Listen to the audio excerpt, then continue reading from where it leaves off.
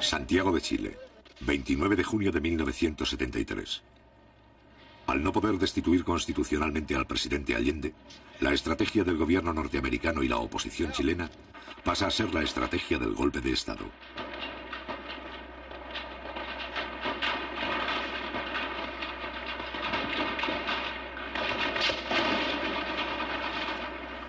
Después de su fracaso en las elecciones presidenciales de marzo de 1973, la oposición inicia la aplicación rigurosa de un plan insurreccional. El día 29 de junio, un sector del ejército precipita los acontecimientos. A las 9:10 de la mañana, un solo regimiento ataca el Palacio de Gobierno con 6 tanques y algunos vehículos de transporte.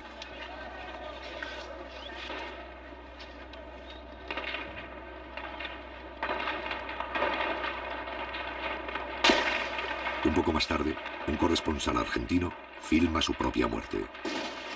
También registra, 2 meses antes del golpe final, la verdadera cara de un sector del ejército chileno.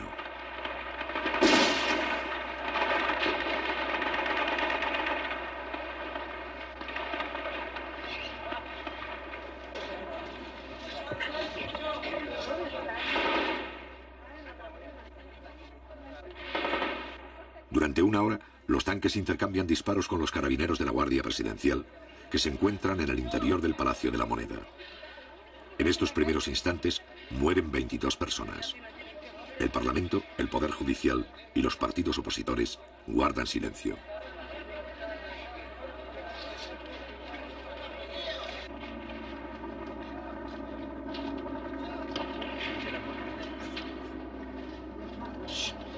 Sin embargo, las tropas golpistas no reciben el apoyo del resto de las Fuerzas Armadas.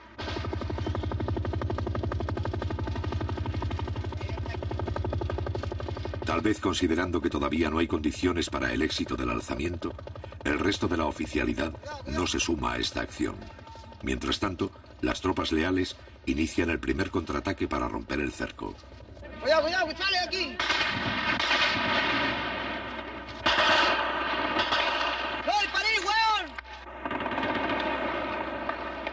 A las 10:30 se movilizan más soldados leales en dirección al centro de la ciudad. Avanzan por la carretera Panamericana Norte hacia la capital 10 vehículos de transportes de tropa del Regimiento de Infantería de la ciudad de San Felipe. La población civil vive Guardar calma.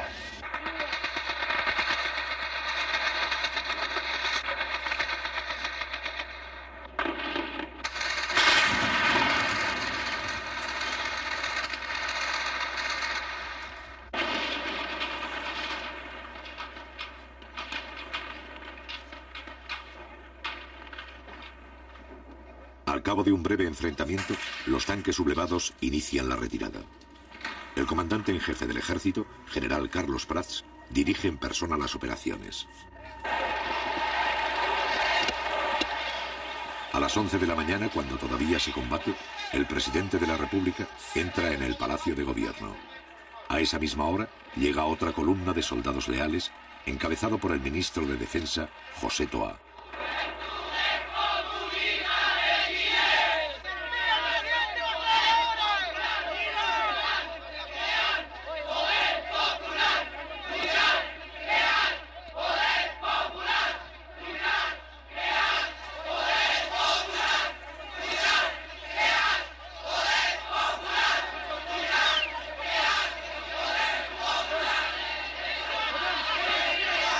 Si bien la situación empieza a controlarse, todavía hay algunas fuerzas que no se han rendido. En su retirada, los tanques siguen haciendo fuego. José Toá, ministro de Defensa, intenta infundir calma ante el peligro de un nuevo enfrentamiento. En esta acción es secundado por el general Pickering.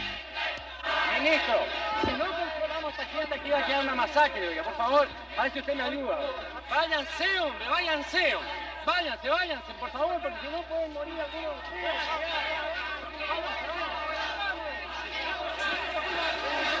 Los generales Pickering, Sepúlveda y Prats encabezan el grupo de oficiales más resueltos en sofocar la asonada. En cambio, otros altos mandos se limitan a permanecer expectantes. Tal es el caso de Augusto Pinochet, más tarde jefe del gobierno militar, que esta vez se suma a las fuerzas leales.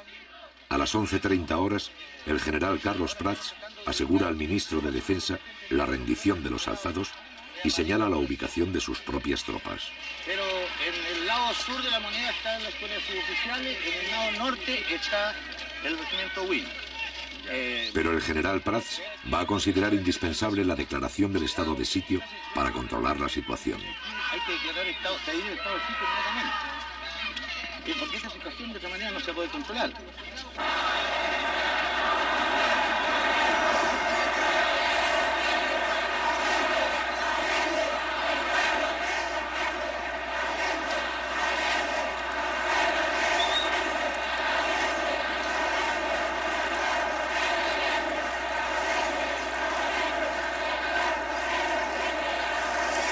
A las 12 del día, cuando ya está confirmada la derrota del alzamiento, el Partido Demócrata Cristiano manifiesta su apoyo al régimen constitucional. El otro sector de la oposición, el Partido Nacional, se niega a hacer declaraciones, en tanto que la directiva del grupo fascista Patria y Libertad se refugia en la Embajada del Ecuador, confesándose así como los autores del cuartelazo.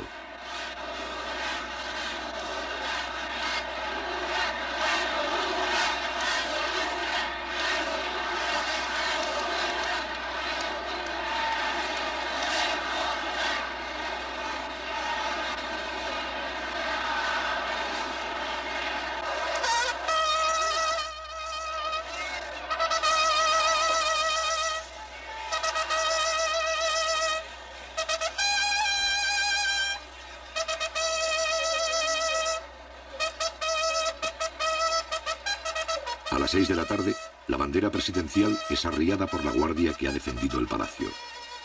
Durante 2 horas, esta compañía, al mando del teniente Pérez, se ha negado a entregar la sede del gobierno. Junto con el general Prats, son los héroes de la jornada.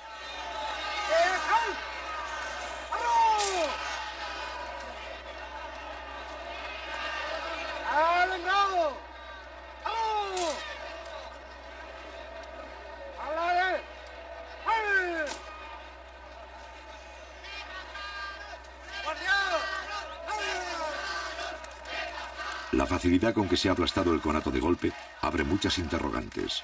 La sublevación indica que una parte de la oficialidad simpatiza con ella y que solo el temor a tener que enfrentarse a otras unidades del ejército impide que se sumen a la rebelión. En consecuencia, Allende se apoya en los oficiales constitucionalistas y descarta las acciones que puedan debilitar el carácter legal de su gobierno.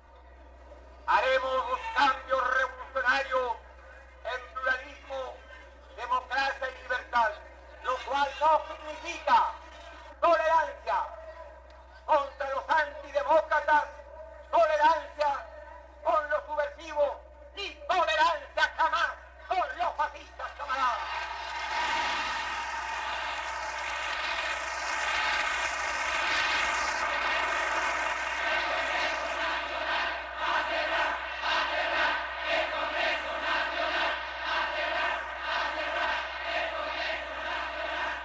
Pero tienen que entender cuál es la real posición de este gobierno.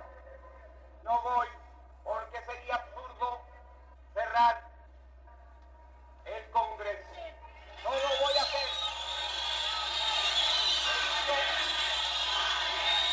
Necesito respeto. Pero si es necesario, enviaré un proyecto de ley para llamar a un plebiscito para que el pueblo se pronuncie.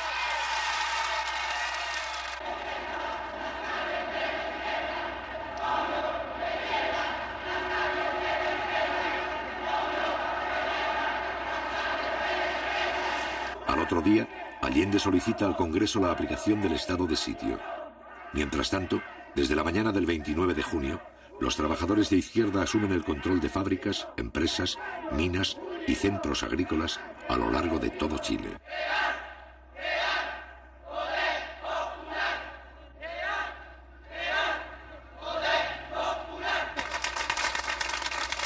Compañeros, las conclusiones de los 500 trabajadores de fábrica de envase ha sido la siguiente: fortalecer los cordones industriales, fortalecer los consejos comunales, fortalecer la junta de vecinos, fortalecer las CAP, fortalecer todos los organismos vivos de la comunidad, compañeros. Compañeros, nosotros creemos que es necesario aprovechar esta coyuntura para pasar a la ofensiva también en términos de ganar nuevos sectores, ¿no es cierto?, en términos de pasar nuevas industrias al área social. Los trabajadores estamos en nuestro puesto de combate, que es nuestra fuente de trabajo, construyendo los elementos necesarios para defenderlos hasta el último ante cualquier arremetida del fascismo o ante cualquier intentona de otros sectores de las Fuerzas Armadas que intentaran derrocar el gobierno.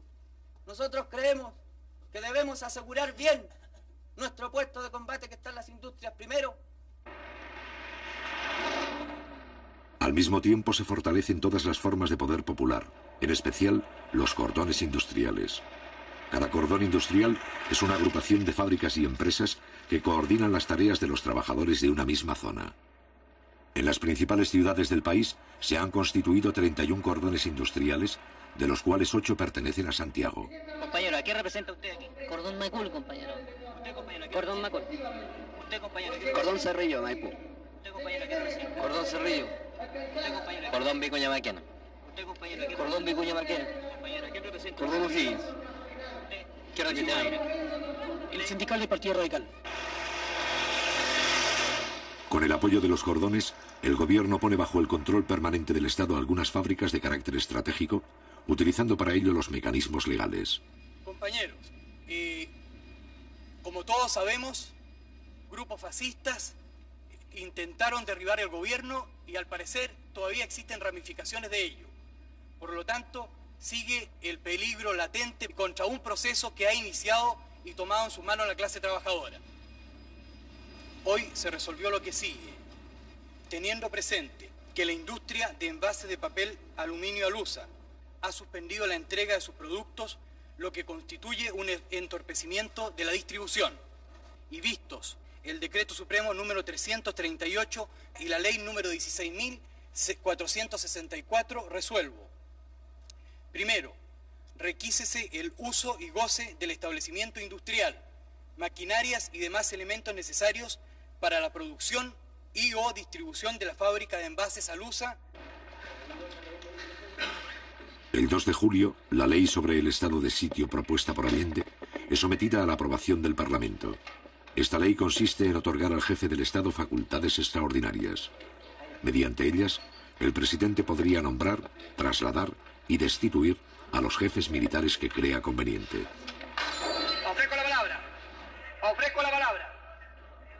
Cerrado Durante los 3 gobiernos anteriores, la implantación del estado de sitio ha sido autorizada 2 veces. Los señores diputados que rechacen la proposición les ruego levantar la mano.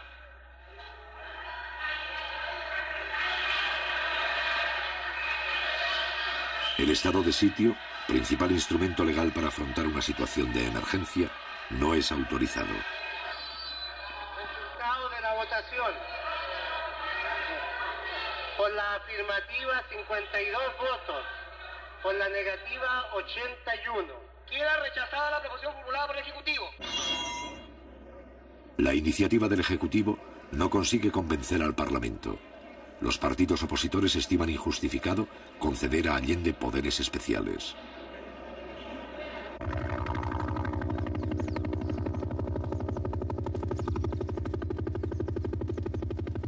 El 2 de julio, el mismo día en que el Congreso rechaza el estado de sitio, la oficialidad de la Armada ordena a sus tropas efectuar un allanamiento en Valparaíso. Un año antes, el Parlamento ha promulgado una ley de control de armas que faculta a los militares para efectuar registros en busca de armamento sin orden judicial ni autorización del gobierno. A pesar de la creciente acción terrorista de los grupos de extrema derecha, esta ley hasta ahora nunca había sido puesta en práctica por los militares.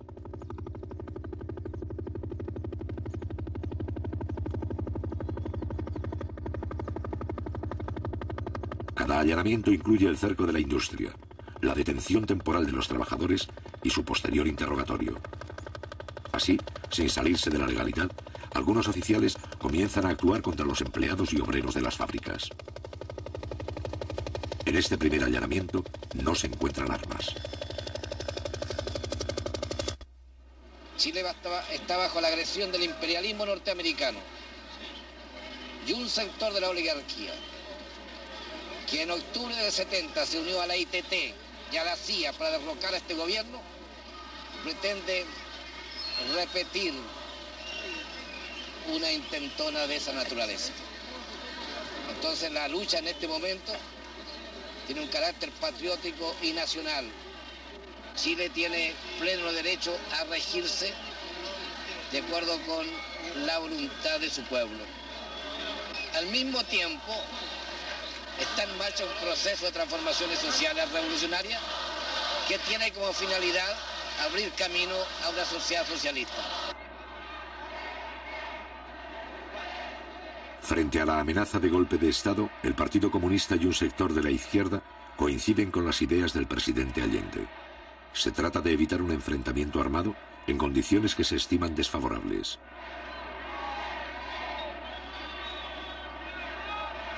Para ello, este sector plantea apoyarse en los mandos militares que respetan el sistema democrático. En el plano político, tanto Allende como este sector desean llegar a un acuerdo mínimo con la democracia cristiana. Ellos han desarrollado toda una campaña en estos días. Continúan con su campaña orientada a señalar que se trata, en el caso del gobierno popular, de un gobierno ilegítimo. Yo quiero preguntarle al señor Víctor García Garcena cuál es la opinión del Partido Nacional acerca de los hechos del 29 de junio, del tancazo que culminara con la muerte de más de 20 personas inocentes. Yo quiero preguntarle cuál es su opinión, porque el diario La Tribuna, al día siguiente de este hecho, señalaba que se trataba de un show, porque la Radio Agricultura, durante los momentos en que se desarrollaba el intento faccioso, lanzaba, ¿no es cierto?, al aire consignas tales como: por fin ha llegado el día que tantos chilenos esperaban, por fin las Fuerzas Armadas se han decidido a enfrentar este gobierno totalitario, marxista y los otros epítetos que el partido del señor Víctor García Garcena coloca. Este es un delito político. Este es un atentado en contra de nuestro pueblo. El más grave atentado precisamente contra la democracia y el régimen constitucional que ellos dicen defender de la boca para afuera. Don Víctor García Garcena ya fue encarcelado en una ocasión por el gobierno de la democracia cristiana en 1967 por sus actuaciones sediciosas en nombre del Partido Nacional. Buenas noches, señores telespectadores. Como ustedes pueden ver y han oído, el joven estudiante me ha emplazado a mí diciéndome que soy sedicioso. Óiganlo bien, pero mírenlo a él y mírenme a mí. Miren esa vida y miren la mía. Yo no sé cómo no se han caído las cámaras de vergüenza. Esta es la pura verdad. El que dedicó su vida a la revolución. El que no ha hecho otra cosa, nada más que revolución. Frente a un hombre que durante 35 años ejerció su profesión. Que fue 25 años profesor de la universidad. Que se ha ganado él su vida con su esfuerzo. El joven estudiante me emplaza y dice, miren al sedicioso. Es decir, simplemente, como es ridículo, voy a ir a otras cosas. No funciona el régimen sin virtudes republicanas. Ese es mi pensamiento. Todo el mundo lo conoce y así lo he practicado. Yo no condeno a los desesperados. Yo no condeno a la gente que hoy día, al pobre camionero pisoteado que toma una piedra. No condeno tampoco a la gente que reclama y que se alza. No soy partidario, ni he sido nunca, de ningún alzamiento. No soy partidario de los golpes ni de las aventuras, pero hoy día comprendo y entiendo cómo un país entero no puede vivir tranquilo cuando sus más apremiosas necesidades, como lo acaba de reconocer ella como dueña de casa, no pueden ser satisfechas. Se ha retratado de cuerpo entero.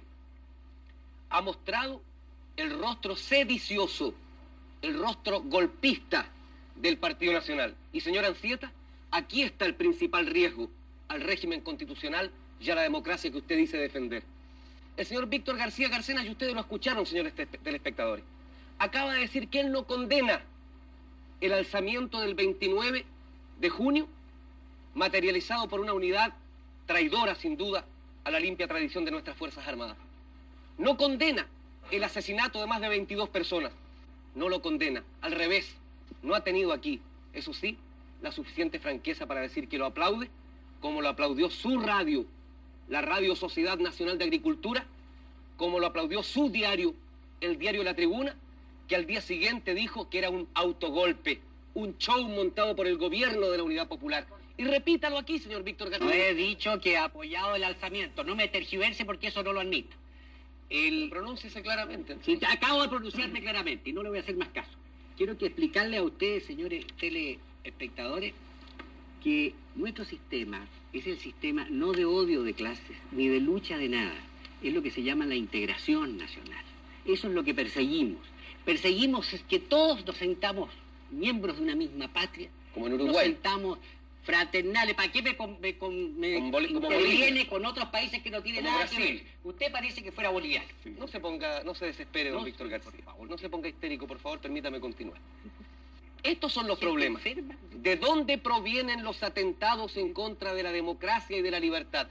Para obstaculizar e impedir el diálogo y para irnos, en definitiva, al camino de la guerra civil, que es el camino que necesita don Víctor García Garcena, la pacífica paloma de la paz que hemos visto aquí frente a las cámaras, que aspira a instaurar en Chile una dictadura fascista igual a la de José María Bordaberry en Uruguay, y si no pronuncia, señor García, a la de Brasil y a la de Bolivia, y lo repito y lo emplazo.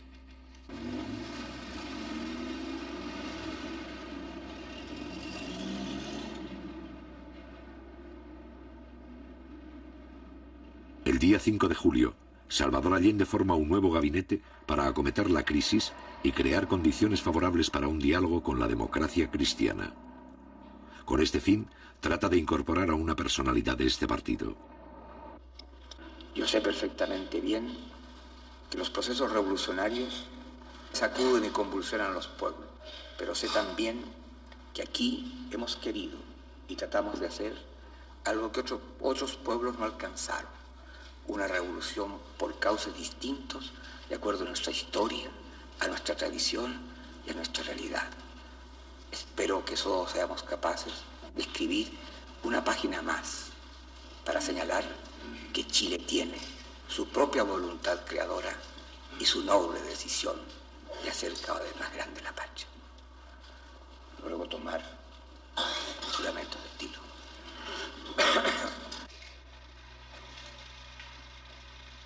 Finalmente quiero esclarecer que llamé al rector de la Universidad Católica, Fernando Castillo, y le pedí que formara parte del gabinete.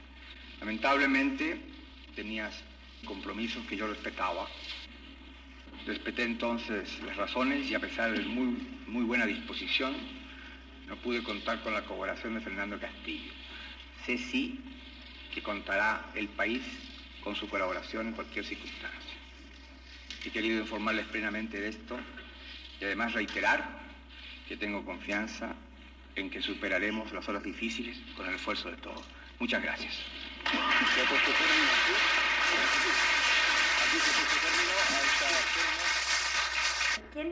¿Por qué se produce esta ruptura que no es la deseada ni por el gobierno? A mi juicio porque la Unidad Popular, cuando plantea programas, proyectos para Chile, que pudieran tener realmente y significar la acumulación de intereses hacia ese objetivo, la Unidad Popular primero plantea a ver quiénes estarán supuestamente en oposición a esto. Los busca con cabo de vela por todas partes, hasta buscar todos los enemigos posibles y después plantearlo como una minoría.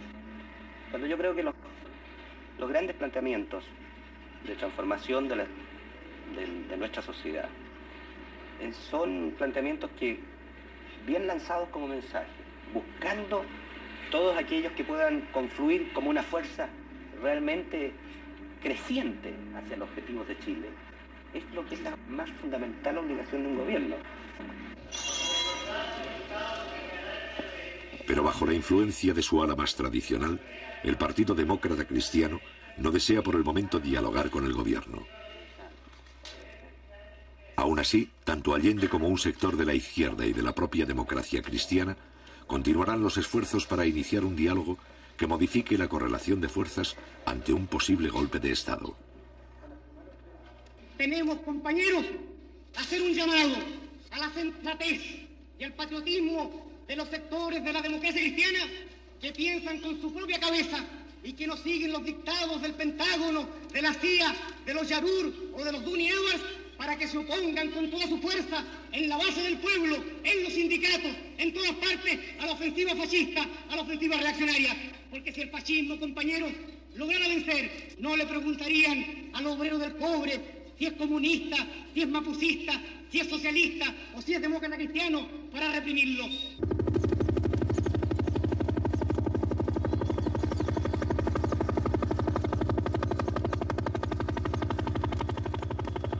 El día 8 de julio, la Infantería de Marina efectúa un allanamiento en Valparaíso. Ese mismo día, la Fuerza Aérea ocupa un cementerio de Santiago con 3 helicópteros. 200 soldados registran las tumbas y los nichos en busca de armamento. En ambos casos, no se encuentran armas.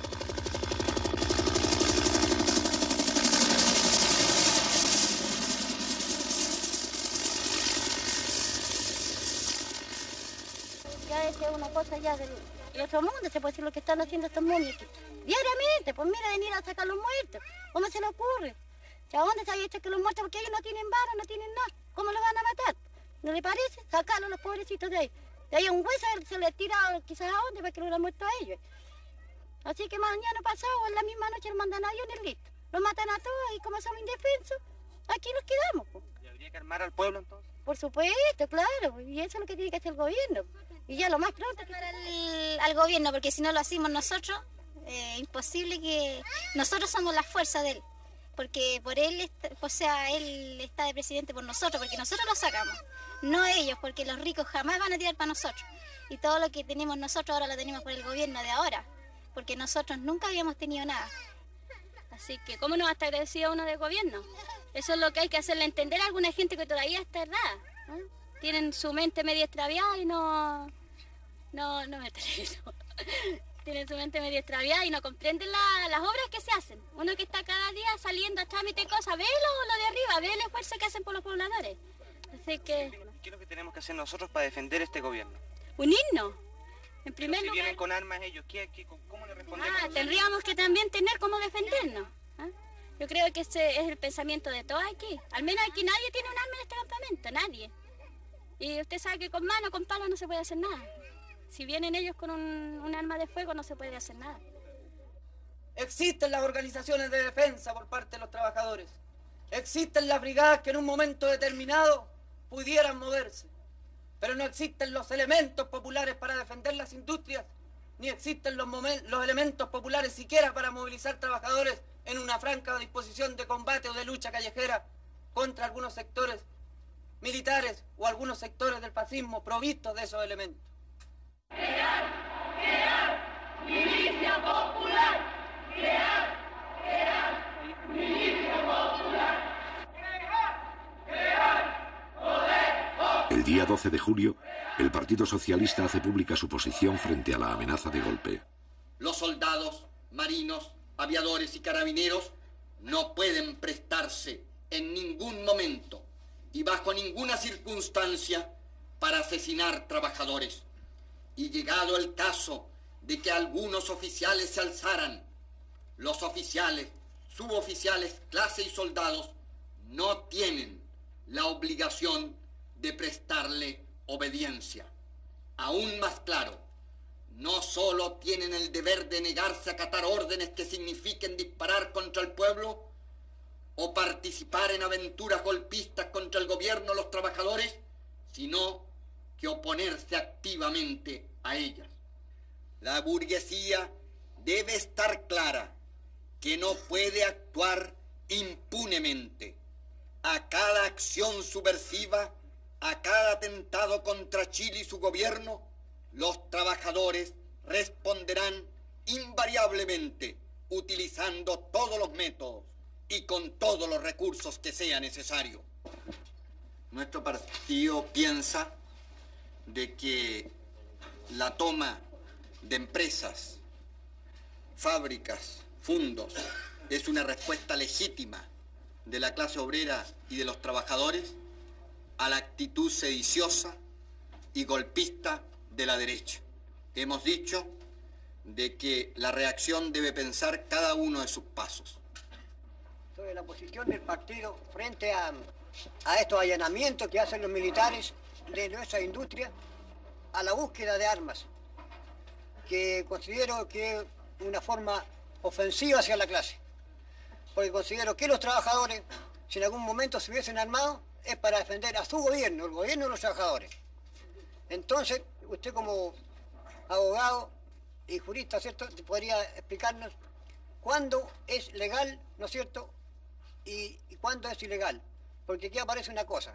Nosotros apareceríamos en la ilegalidad tratando de defender al gobierno de los trabajadores, como trabajadores mismos, si tomásemos la precaución de adquirir algún armamento. Yo creo que el pueblo, para defender a su gobierno, debe recurrir a todos los medios de que disponga. El problema de las armas pasa a vincularse con el problema de la ocupación de empresas. Para un sector de la Unidad Popular, encabezado por los comunistas, la expropiación indiscriminada de fábricas constituye un error, pues debilita la imagen legal del gobierno. En cambio, para el otro sector, conducido por el Partido Socialista, la ocupación de industrias representa una forma útil de movilización que ayuda a preparar y organizar la lucha que se avecina.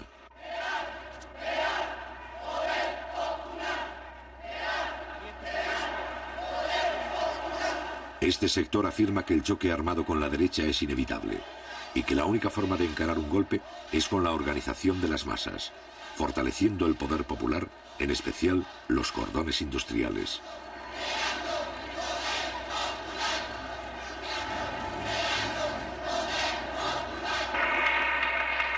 Hoy, compañeros, es tarea también para ponerle una muralla a los reaccionarios y salir adelante la formación de los cordones industriales en todo el país.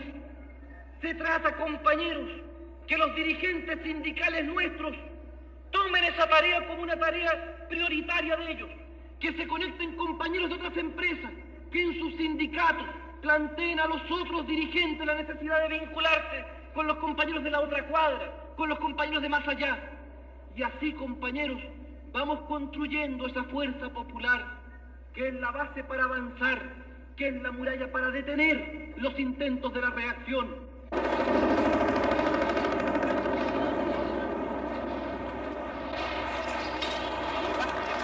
El 19 de julio, el regimiento Arauco ocupa la central de trabajadores en la ciudad de Osorno. Al otro día, personal de la Marina realiza otro allanamiento en Concepción. En ambos casos no se encuentran armas. El 12 de julio, el movimiento de izquierda revolucionaria, MIR, desde fuera de la Unidad Popular, plantea sus posiciones. A lo largo y ancho del país se oye un solo grito que resuena en las fábricas, fundos, poblaciones y liceos, en los cuarteles del pueblo. El llamado a crear, fortalecer y multiplicar el poder popular, el poder de los comandos comunales, el poder de los obreros y los campesinos, Los revolucionarios y los trabajadores deben de inmediato extender las tomas de fábricas y fundos, multiplicar las tareas de defensa, impulsar el poder popular como gobierno local autónomo de los poderes del Estado. Los suboficiales y carabineros deberán desobedecer las órdenes de los oficiales golpistas. Y en ese caso, todas las formas de lucha se harán legítimas. Entonces, sí que será cierto que los trabajadores, con los soldados, los marineros, los carabineros, los suboficiales y los oficiales antigolpistas, tendrán el derecho a construir su propio ejército, el ejército del pueblo.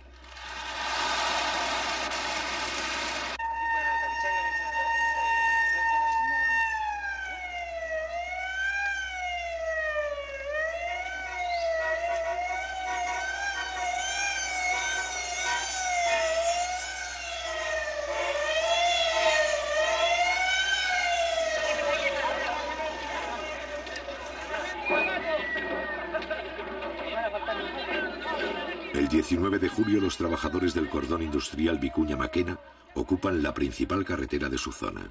¿A qué se debe la toma de la carretera? Esto se debe, compañero, en apoyo a los compañeros que fueron desalojados de Inmetal. ¿Va a venir alguna autoridad de gobierno para acá? Eso es lo que estamos esperando, compañero, que venga una autoridad y solucione el problema de estos compañeros. Un día antes, los obreros del cordón Cerrillos han realizado una acción similar.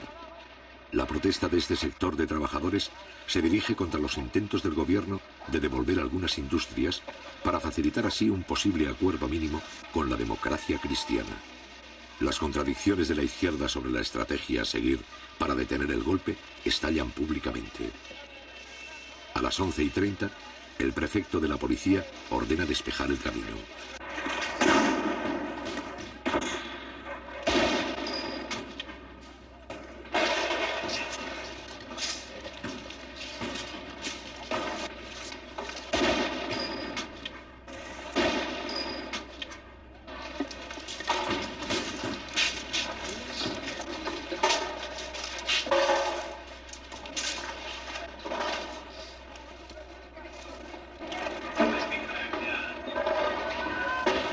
Los carabineros solo pueden avanzar hasta la primera barricada. Más allá, hay 4.000 obreros a lo largo de 7 kilómetros.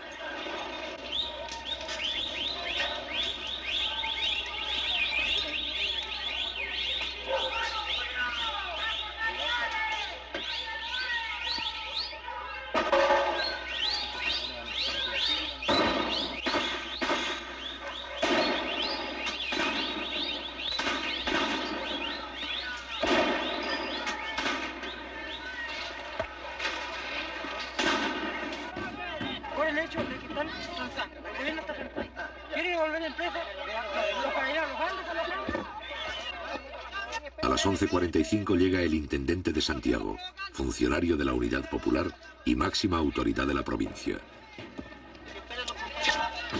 Su misión consiste en disolver el enfrentamiento. Después de escuchar a los obreros, el intendente Julio Estuardo anula las órdenes de las fuerzas antidisturbios.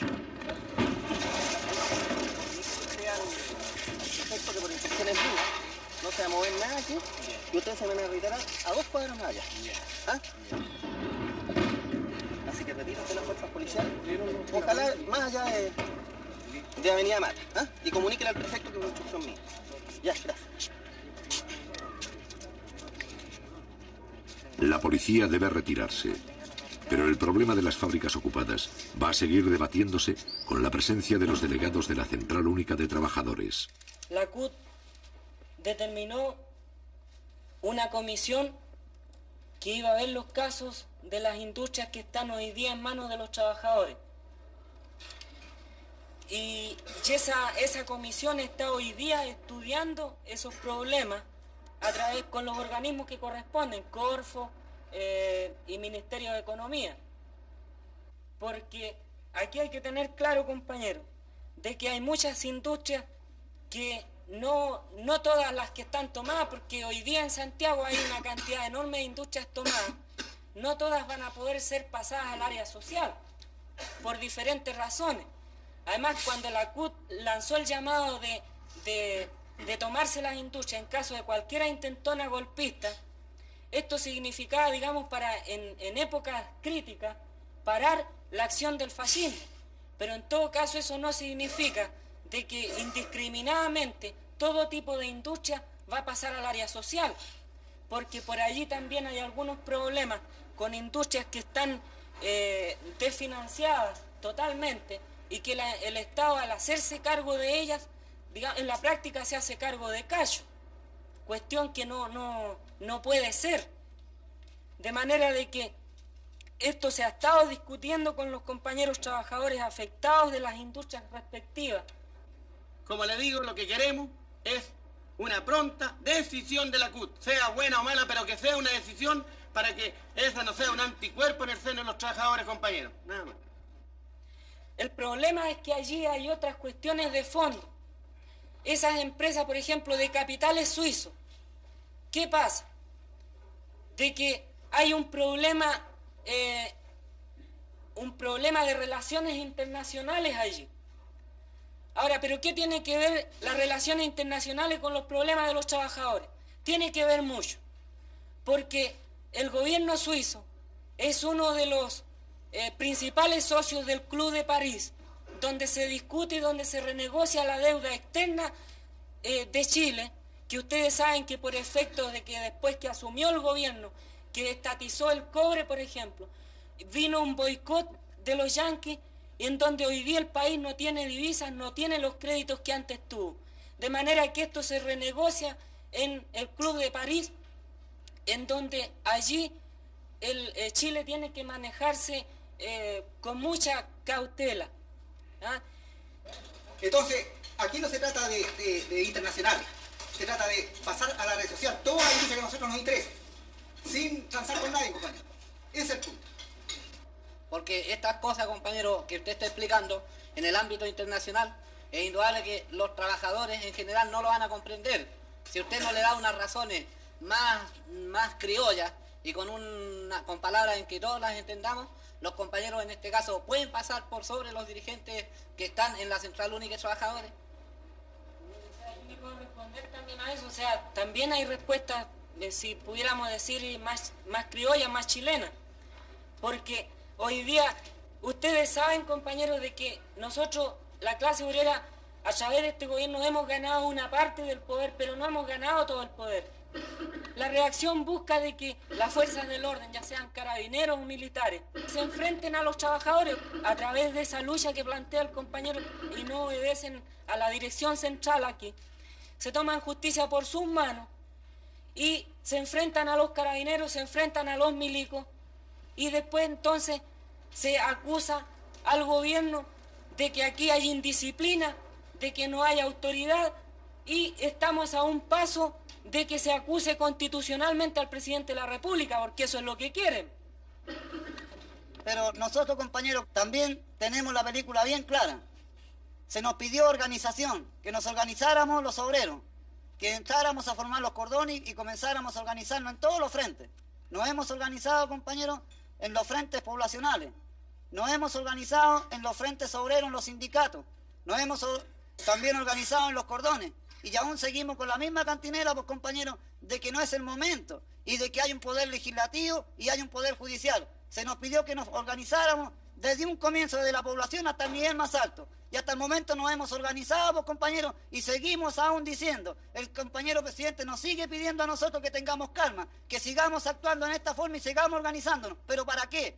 ¿Cuál es el miedo, compañeros, de llegar a presentarnos los obreros en un paro general y presentarlo a los pobladores también a su vez y pedir al compañero presidente, como a todo el Poder Ejecutivo, de que una vez por todas se decida, pues, compañeros, cuál es el plan que tiene de lucha, cuál es el plan para que nosotros también al organizarnos nos presentemos frente a ellos y pidamos, compañeros, si es necesario, como presentan lo de la derecha, que lleguemos a un plebiscito. Nosotros comenzamos el plebiscito, compañeros, por las poblaciones hasta el nivel más alto. Y le aseguro que ganamos de aquí a Huancagua, pues, compañeros, y pasamos de largo, pues, compañeros. porque tenemos organización dentro de los campamentos, dentro de los cordones industriales, dentro de los sindicatos. Y la CUT, compañeros, está apernando igual todavía, pidiéndonos a nosotros que tengamos calma y que esto no se puede hacer porque esto pertenece a la reina Isabel, el otro pertenece a Suiza, y así, y en fin, compañeros, siguen inventando cosas. La verdad de las cosas, compañeros, es que el pueblo, los obreros ya nos estamos cansando, porque esto es tramitación. Y estamos luchando contra la burocracia y dentro de nosotros mismos, dentro de nuestra propia defensa, de nuestros propios sindicatos, dentro de nuestro propio poder, compañero, como es el CUB, sigue aún la burocracia, pues, compañero. ¿Hasta cuándo? Yo quiero que consultarle a usted, compañero, ¿no tiene usted confianza en el poder popular, compañero? ¿No tiene confianza la CUB en los obreros que hemos ido al frente en el día viernes cuando nos presentamos frente al compañero Allende a gritar y apoyarlo en todo sentido? ¿No tiene confianza el presidente en las organizaciones que nos ha hecho formar? ¿No tiene confianza, compañeros, los diputados apernados que están arriba y que no quieren hacer nada, compañeros? ¿No tienen confianza los senadores, compañeros, que en vez de alegar una causa que nosotros, los obreros, los hemos puesto para que aleguen, para que luchen por nosotros, cuando se levantan los señores de la derecha, lo único que hacen es levantarse el asiento y mandarse a cambiar, pues, compañeros? Ya está bueno de todas estas cosas. Por algo nos hemos organizado y por algo nos estamos reuniendo en esta noche aquí, pues, compañeros, para pedir que si las cosas están en la área social, bueno, tratemos de hacerlas llegar, pues. Las que no sirven, pues, compañeros, dejémoselas a eso, a los derechistas, pues, compañeros. Dejémoselas a los momios. Si no, el gobierno no se puede hacer cargo de esos cachos, que se hagan cargo ellos de esos cachos y nosotros sigamos, pues, compañeros, luchando. Vaya usted, pues, compañeros, a ir a La Vega, cómo están todas las cosas en el mercado negro y los compañeros nos siguen pidiendo que tengamos calma. ¿Hasta cuándo, pues, compañeros? Si esto ya se está pasando de castaño oscuro.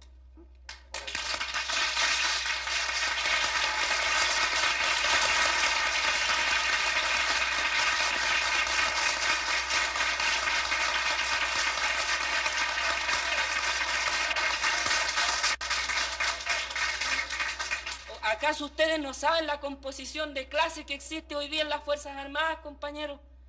¿No saben ustedes que la mayoría de la oficialidad están por el golpe? Porque aquí, compañeros, aquí el poder no solamente se logra con la buena organización, está la buena organización, pero también tenemos que tener algún peso que contrapese el real poder que tiene la reacción en este momento. Y por eso que estamos hablando en la Central Única de los comités de protección. ¿Y qué es lo que son los comités de protección? Comités de protección de las industrias, de la producción y también comités de protección para la guerra, pues, compañeros. Son cuestiones que no se pueden hablar así y de entrar a dar detalles porque no podemos caer en esos errores. Pero aquí tenemos que prepararnos los trabajadores para entrar al combate en todos los terrenos. Y en esa pelea está hoy día la CUT. Que hayan deficiencias, yo las acepto, compañeros. Pero el problema surge cuando quieren existir organizaciones con cierta dirección paralela al organismo de los trabajadores. Y es por allí donde va mal la cosa. Y por eso, compañeros, es que yo reconozco de que aquí hay muchos compañeros que plantean cuestiones no malintencionadas, pero que son cosas que hay que discutirlas más profundamente, compañeros. No se puede gratuitamente catalogar a tal o cual organización, a tal o cual dirigente, de tal o cual defecto. Porque yo creo que las organizaciones las integramos todos. Y todos tenemos algún grado de responsabilidad. Y ustedes tienen su organización, pues, compañeros, para plantear este tipo de problemas. Y estamos de acuerdo de que aquí hay que buscar las salidas correspondientes a los problemas que hoy día están planteados. Pero no nos olvidemos, compañeros, de que aquí hay un gobierno que está presidido por el compañero Allende y que tenemos que obedecer a esa dirección, que hay un organismo que son los trabajadores y que hay organismos que son los partidos de la clase que también entregan orientación, pues, compañeros.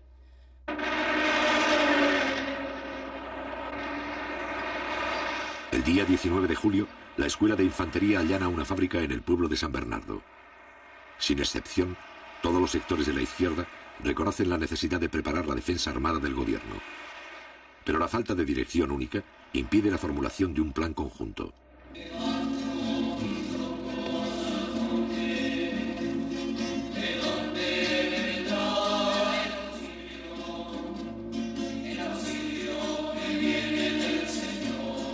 El 20 de julio, en vista de la creciente ola de violencia, la Iglesia Católica lanza públicamente un llamado en favor del entendimiento pacífico.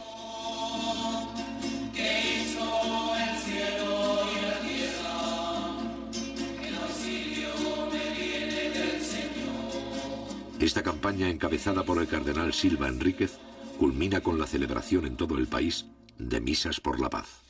Por los representantes del pueblo que ejercen los poderes públicos del Estado, que su competencia, acentuada por la sabiduría y la prudencia que vienen de Dios, los haga estar siempre al servicio de la patria para auténtico bien de las comunidades. Roguemos al Señor. Por los ciudadanos de nuestra patria, para que en la diversidad de opiniones y preferencias, Dios ilumine nuestras conciencias, apacigüe las pasiones, domine los rencores partidistas, de modo que prevalezca el bien común de los chilenos. Roguemos al Señor.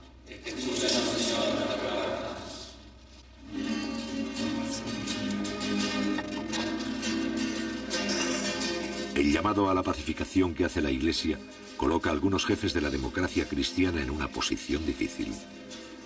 Durante 20 días se han negado a aceptar el diálogo con Allende. Si ahora no deponen su actitud, entrarán en contradicción con la posición pública de la Iglesia.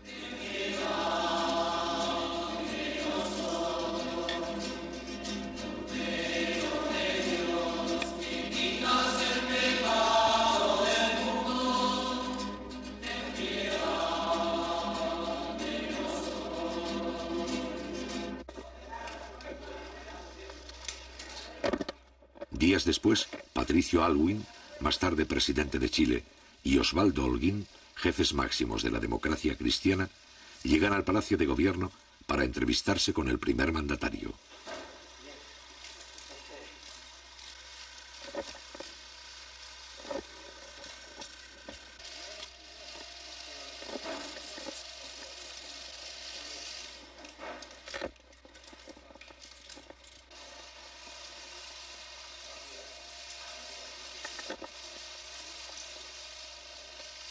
Consciente de las discrepancias, pero convencido de su estrategia, Allende se muestra dispuesto a lograr un entendimiento mínimo que evite la ruptura constitucional.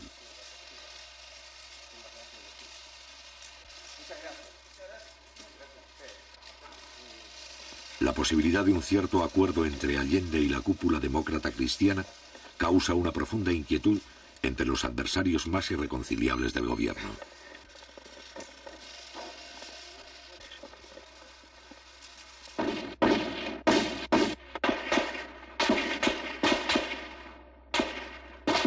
El 27 de julio, a la 1:30 de la madrugada, la extrema derecha asesina al comandante Arturo Araya Peters, edecán naval del presidente Allende.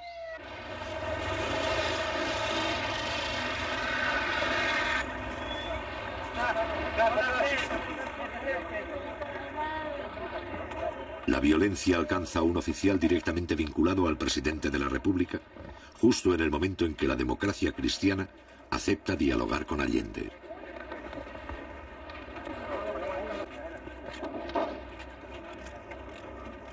Hombre de confianza del presidente, Araya se había convertido en el principal enlace entre el gobierno y los oficiales constitucionalistas de la Marina.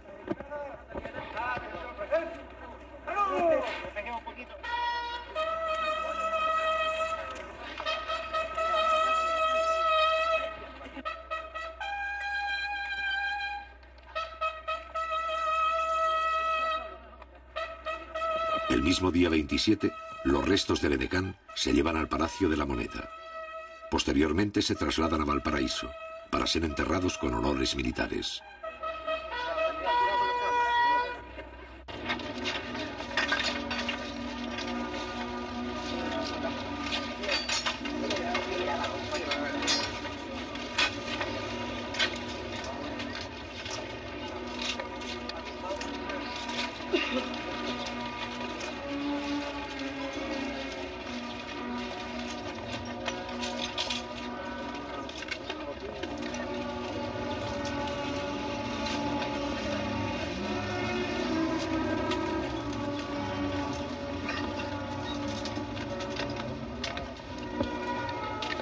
Durante 40 años, las Fuerzas Armadas chilenas no han necesitado intervenir para asegurar la continuidad del sistema. Sin embargo, a mediados de 1973, cuando el régimen corre peligro de ser sobrepasado por el proceso revolucionario, la mayoría de los oficiales parece dispuesta a intervenir.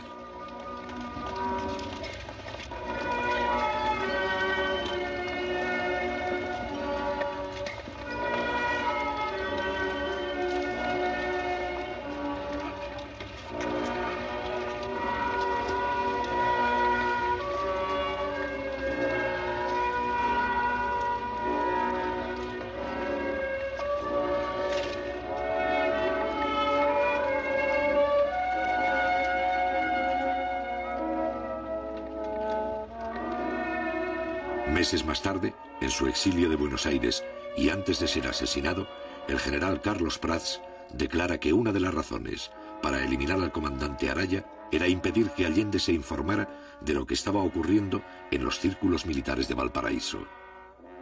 Es aquí donde un sector de la oficialidad empieza a planificar el golpe de Estado con la asesoría del gobierno norteamericano.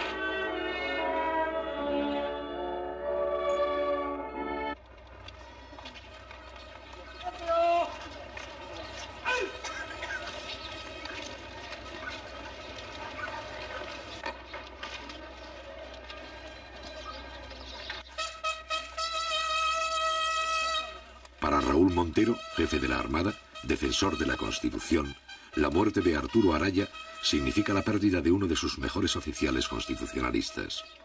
Para Allende, este es uno de los peores momentos que debe afrontar durante su mandato. Para José Toribio Merino, más tarde miembro del gobierno militar, la muerte del edecán no altera sus planes.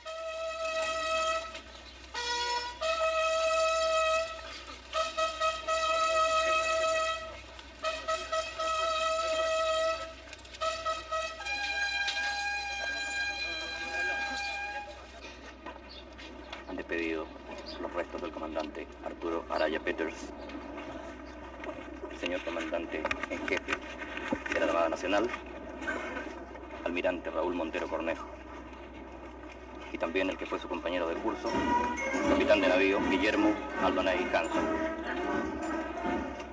Aquí en el camposanto del Cerro Cárcel rinden honores dos secciones de la Escuela de Submarinos y la banda de la Escuela de Armamentos. Brillante fue la trayectoria por las filas de la Armada del comandante capitán de navío Arturo Araya Peters, Su Excelencia el Presidente de la República, doctor Salvador Allende, ministros de Estado, los jefes de las Fuerzas Armadas.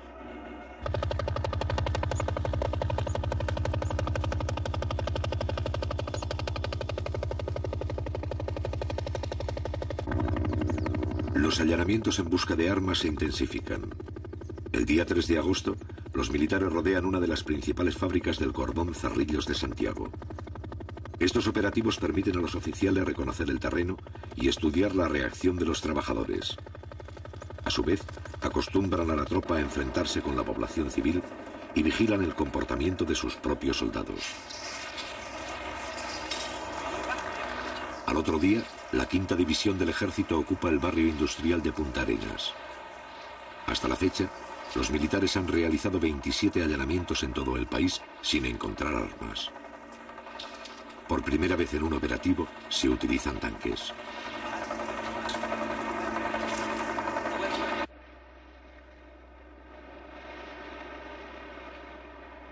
Durante esta semana, los empresarios del transporte declaran un paro por tiempo indefinido. Con esta huelga, la extrema derecha desea precipitar el caos económico y sabotear el diálogo del jefe de Estado con la democracia cristiana. Los empresarios concentran sus vehículos en determinados puntos estratégicos para dar la impresión de fuerza y mantener la cohesión interna. Según revelaciones posteriores del New York Times, los huelguistas son financiados con $5 millones que provienen de la Agencia Central de Inteligencia, CIA. Cada uno de los 35.000 empresarios recibe $4 diarios al cambio del mercado negro.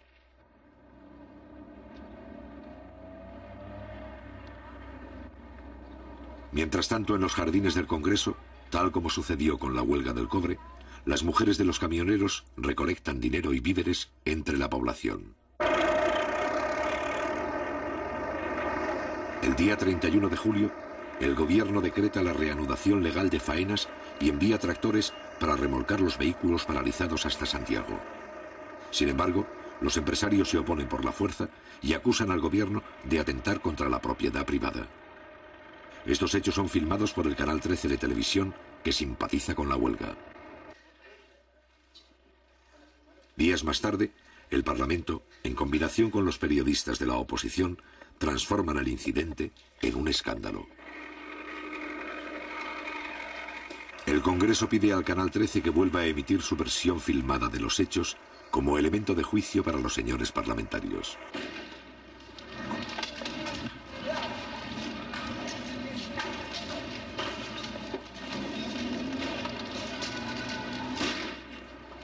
Avalando el reportaje, los parlamentarios consiguen retransmitir estas imágenes al público varias veces, presentándolas como un documento de carácter oficial.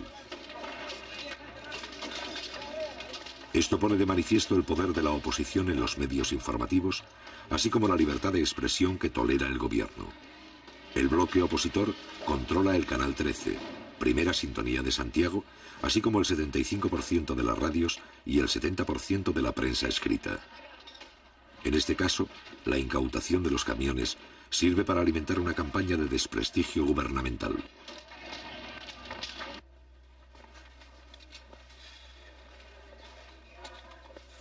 Mientras esto ocurre en el Parlamento, los contactos entre Allende y la democracia cristiana llegan a un punto muerto. La directiva de este partido plantea al jefe del Estado 3 condiciones. Debe someterse a la autoridad del Congreso y renunciar así a las facultades presidenciales que otros mandatarios de Chile tuvieron. Debe retroceder en su política de nacionalizaciones. Y finalmente, debe incorporar en puestos claves de gobierno a militares que cuentan con la exclusiva confianza de la democracia cristiana. En respuesta, el presidente Allende se opone a esta capitulación. El mismo día, la democracia cristiana suspende el diálogo.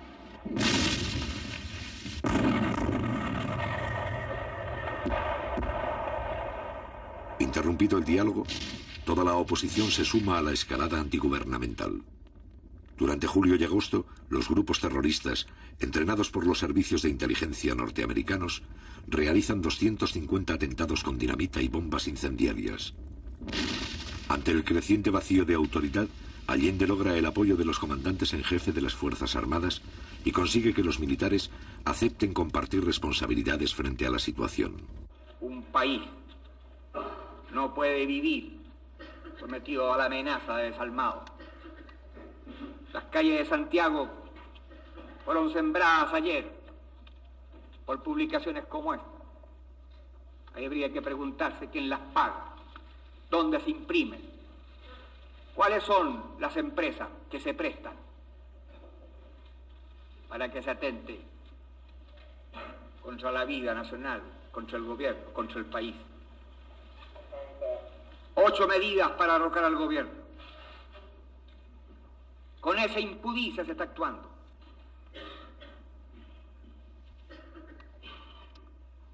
Este gabinete tiene que terminar con el paro fascista de los transportistas, con la decisión del que manejará implacablemente la ley, y sabiendo además que cuenta con la solidaridad de la inmensa mayoría de los chilenos, que quieren evitar por todos los medios la guerra civil en nuestra patria. El 9 de agosto quedan incorporados al gobierno los altos mandos militares. El general Prats, jefe natural de los oficiales leales, ocupa el Ministerio de Defensa. El mando del ejército recae interinamente en el general Pinochet, también considerado constitucionalista. Este nuevo gabinete es recibido con discrepancias por la mayoría de los políticos. La derecha lo rechaza. La democracia cristiana muestra división de opiniones. La izquierda duda. Solo 2 días más tarde, los partidos comunista y socialista apoyan la decisión de Allende. Muchas gracias. Ha terminado la...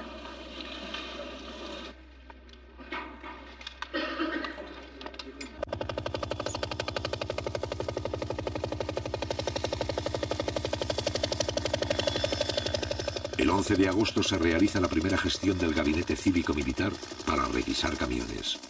Sin embargo, las iniciativas de los altos mandos chocan con la mayoría de los oficiales que miran con simpatías el paro y se muestran hostiles para sancionar a los huelguistas. Esto pone en evidencia que una parte del aparato militar también está implicado en la ofensiva contra el gobierno. Según revelaciones posteriores de la prensa norteamericana, William Colby, exdirector de la CIA, nunca desmintió el apoyo de su cuerpo en la preparación y sostenimiento económico de la huelga, al ser interrogado por la Cámara de Representantes en Washington en octubre de 1973.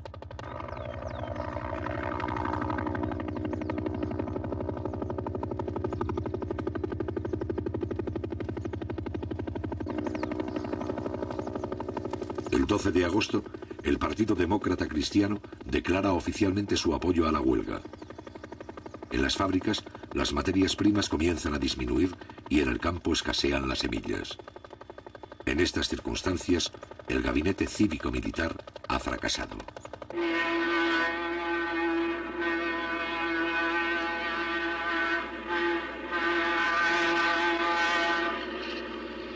Pero la respuesta popular frente a la huelga continúa.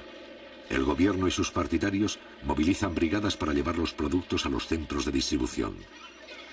Ante el cierre del comercio, una parte de la población apoya las juntas de abastecimiento y fortalece los llamados almacenes populares. Cada almacén popular está formado por los vecinos de un sector que compra los alimentos directamente al Estado y los vende a precio de costo. En poco tiempo, la mitad de Santiago se beneficia con el abastecimiento directo.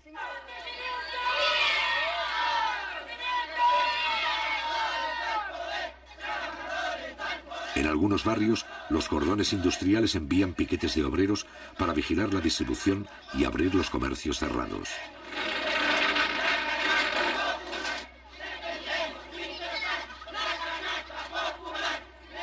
En este momento y por primera vez, el poder popular se adelanta a la policía en el mantenimiento del orden público y el control de los comerciantes.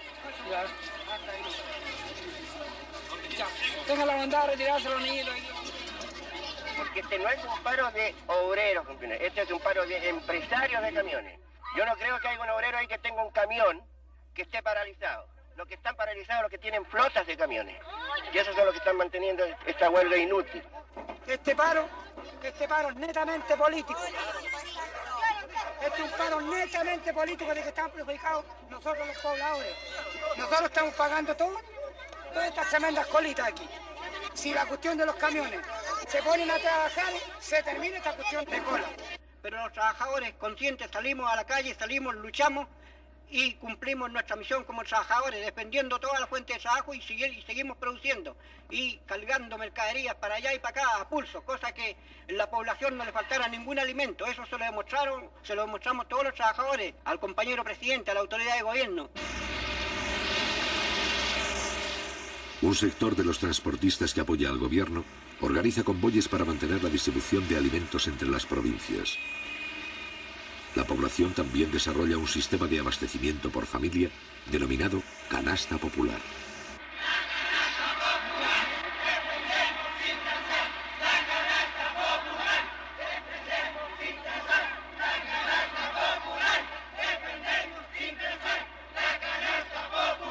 ¿Qué opina usted de la actitud del gobierno frente a la crisis que estamos viviendo?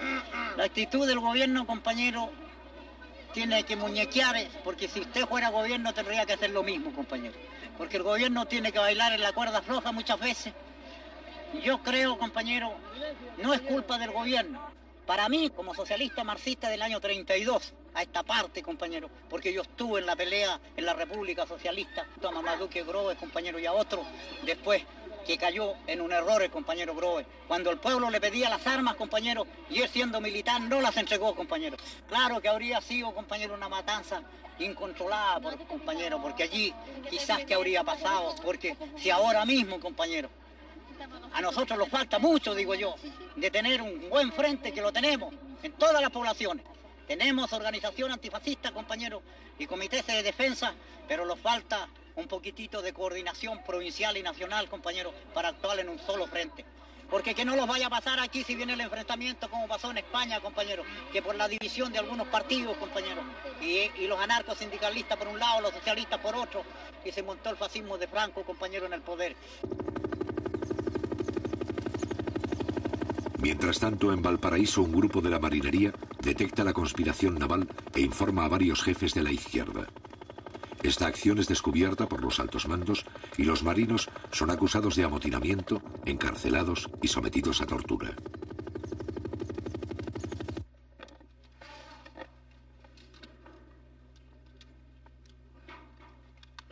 Mediante un acuerdo en la Cámara de Diputados, la oposición rompe definitivamente el 22 de agosto con el régimen constitucional.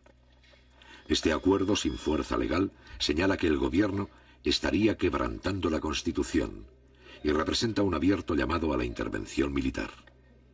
Aprobada por mayoría simple, esta declaración justifica la rebelión castrense y concede legitimidad al golpe de Estado.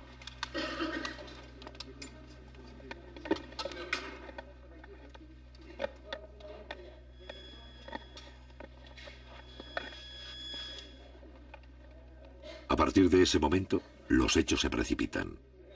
Un grupo de mujeres se congrega frente a la casa del comandante en jefe del ejército, general Carlos Prats, jefe natural de los oficiales que respetan el sistema democrático.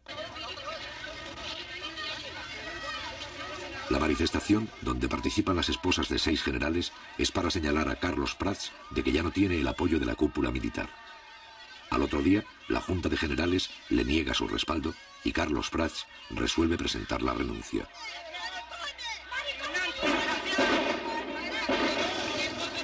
También renuncian los generales Pickering y Sepúlveda, los principales mandos leales. Augusto Pinochet, que aparece como un militar profesional y respetuoso de la Constitución, se convierte en el nuevo comandante en jefe.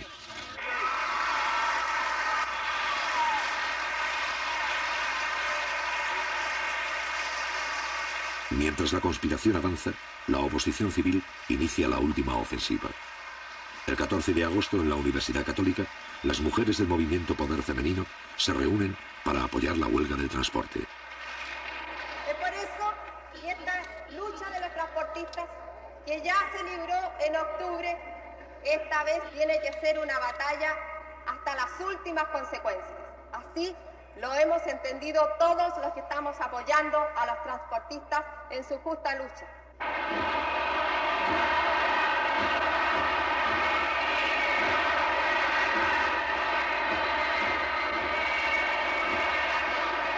Días más tarde, los adversarios del gobierno piden la renuncia del propio jefe de Estado. Casi 3 años de guerra económica han permitido a la Casa Blanca y la oposición interna ganar un importante sector de la clase media. Es aquí donde los oficiales rebeldes encuentran la base de apoyo social para la continuación de sus planes.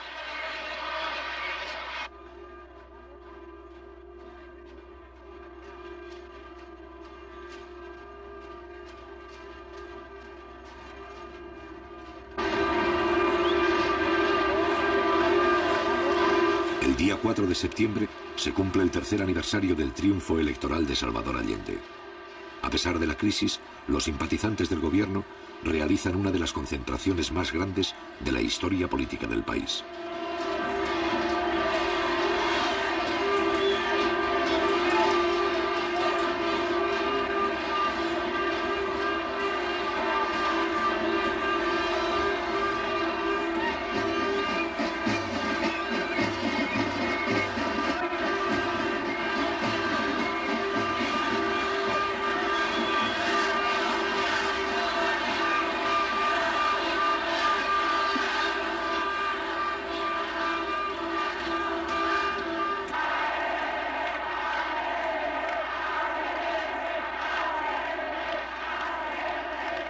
partir de las 5 de la tarde, más de 800.000 personas desfilan ante el presidente de la República.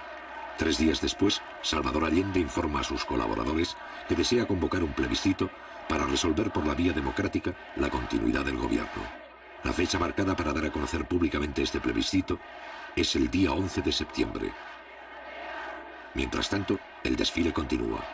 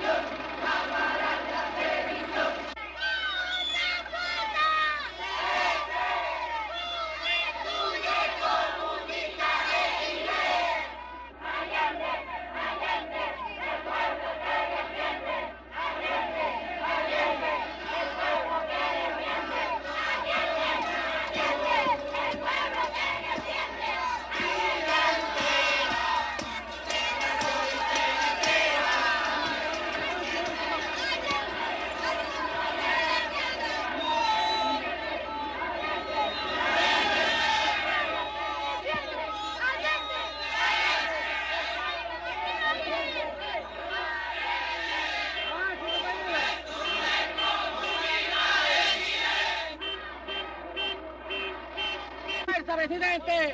¡Mucha fuerza! ¡Viva María Chicho!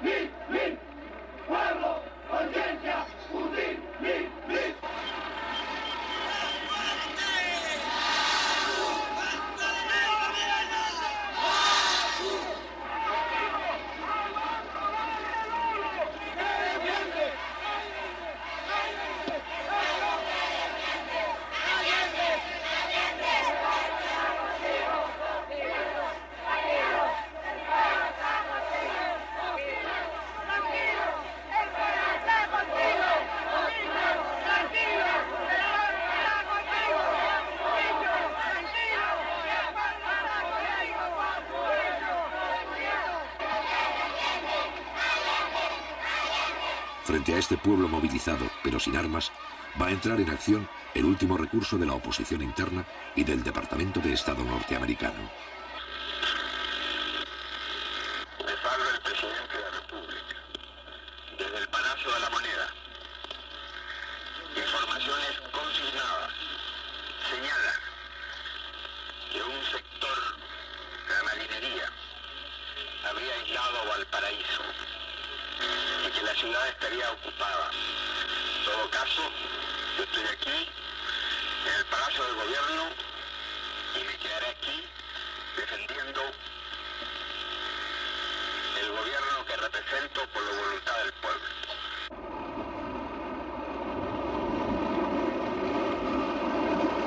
El 11 de septiembre, la Armada desencadena el golpe de Estado en el puerto de Valparaíso. Al mismo tiempo, 4 destructores norteamericanos se acercan a las costas chilenas para participar en la Operación Unitas y mantienen contacto permanente con los golpistas. A las 7:30, el presidente Allende ha llegado al Palacio de la Moneda para impartir las primeras instrucciones. La situación es crítica al no existir un plan conjunto para la defensa armada del gobierno. Durante la madrugada, la mayoría de los oficiales constitucionalistas han sido neutralizados. A las 8 de la mañana, algunos aparatos de la Fuerza Aérea empiezan a sobrevolar la capital. A las 8:20, los jefes de la sublevación exigen la renuncia del jefe de Estado y le ofrecen un avión para que abandone el país. A las 9:15, el presidente constitucional se prepara para combatir y habla nuevamente por radio. La Fuerza Aérea ha bombardeado las torres de Radio Portales y Radio Corporación. Ante estos hechos, solo me cabe decirle a los trabajadores, yo no voy a renunciar. Colocado en un tránsito histórico, pagaré con mi vida la lealtad del pueblo.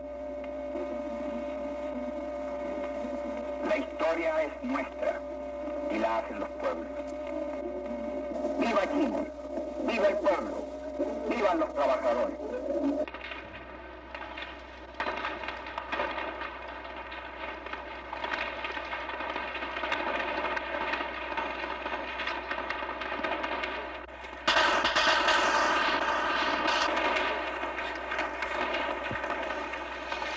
Al cabo de algunas horas de resistencia, los militares envían a Salvador Allende un ultimátum. Si no se rinde, la aviación iniciará el bombardeo. Ante estos hechos, el primer mandatario deja en libertad de acción a la guardia del palacio, quienes hacen abandono del edificio. Junto al presidente Allende, que rechaza la rendición, permanecen 40 combatientes civiles dispuestos a enfrentar el ataque.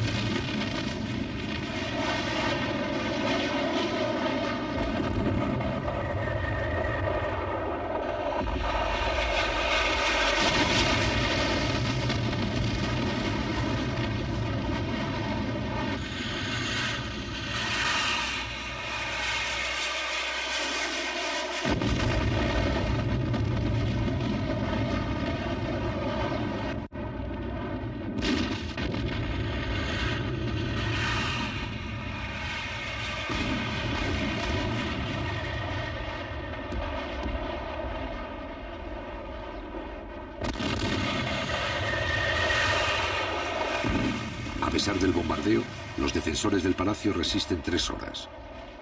Al mismo tiempo, se producen pequeños combates en varios lugares de Santiago y provincias.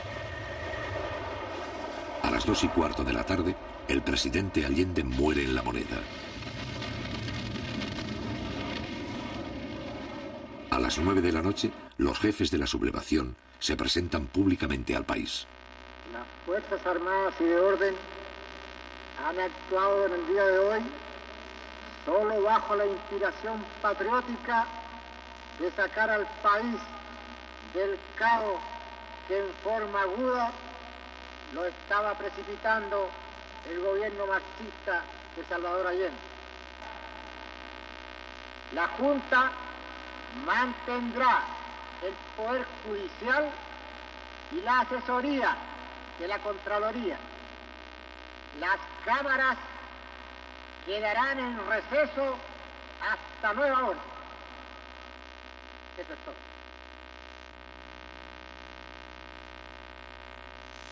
Tal vez sea triste que se haya quebrado una tradición democrática que en este continente era larga. Pero cuando el Estado pierde sus calidades, vienen aquellos que por mandato mantener su vigencia, asumir ese cargo. Hoy lo hacemos.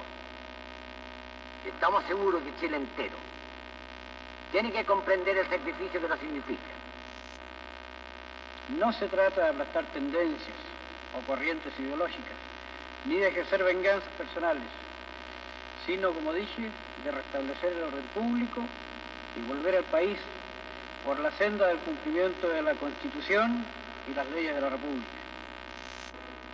Después de 3 años de soportar el cáncer marxista que nos llevó a un descalabro económico, moral y social que no se podía seguir tolerando por los sagrados intereses de la patria,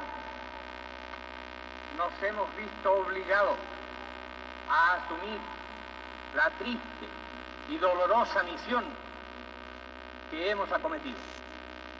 No tenemos miedo, sabemos la responsabilidad enorme que cargará sobre nuestros hombros, pero tenemos la certeza, la seguridad de que la enorme mayoría del pueblo chileno está con nosotros, está dispuesto a luchar contra el marxismo, está dispuesto a extirparlo hasta las últimas consecuencias.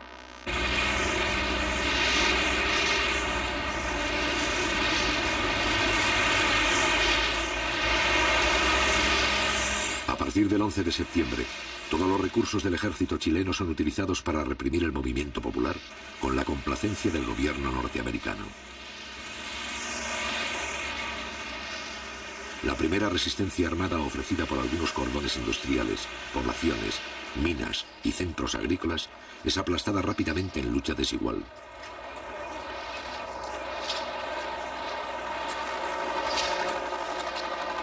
Cientos de personas pierden la vida y los principales campos deportivos se convierten en campos de concentración. La democracia representativa más larga de la historia de América Latina ha dejado de existir. Sin embargo, a partir del mismo día 11 de septiembre, las fuerzas democráticas comienzan a reorganizarse poco a poco en la clandestinidad y adoptan numerosas formas de resistencia. La batalla de Chile no ha terminado.